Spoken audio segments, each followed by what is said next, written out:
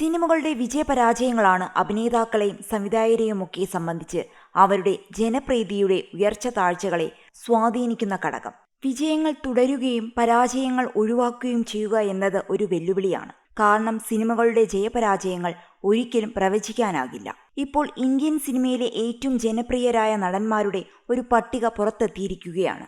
Ormax media എന്ന പ്രമുഖ media consulting സ്ഥാപനമാണ് ഡിസംബർ മാസത്തെ വിലയിരുത്തൽ അനുസരിച്ചുള്ള ഈ പട്ടിക പ്രസിദ്ധീകരിച്ചിരിക്കുന്നത്.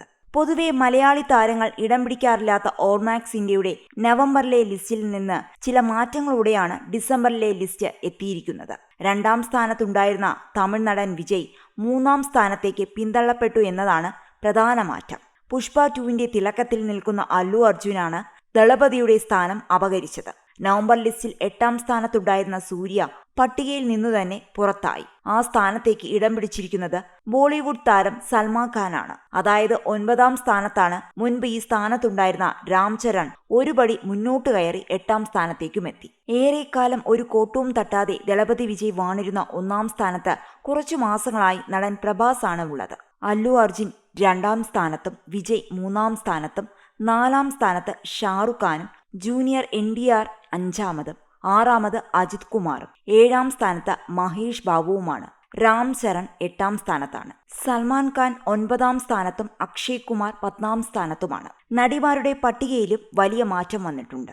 1ാം സ്ഥാനവും 2ാം സ്ഥാനവും സാമന്തയും ആലിയ ഭട്ടും നിലനിർത്തുമ്പോൾ കഴിഞ്ഞ മാസം 5ാം സ്ഥാനത്തുണ്ടായിരുന്ന ദീപിക പദുക്കോൺ 3ാം സ്ഥാനത്തേക്കെത്തി. 8ാം സ്ഥാനത്ത് നിന്ന് 4ാം സ്ഥാനത്തേക്ക് രശ്മികയും 5ാം സ്ഥാനം നിലനിർത്തി സായ് പല്ലവിയുമുണ്ട്. എന്നാൽ വൻ വീഴ്ചയുണ്ടായിരിക്കുന്നത് നയൻതാരയ്ക്കാണ്.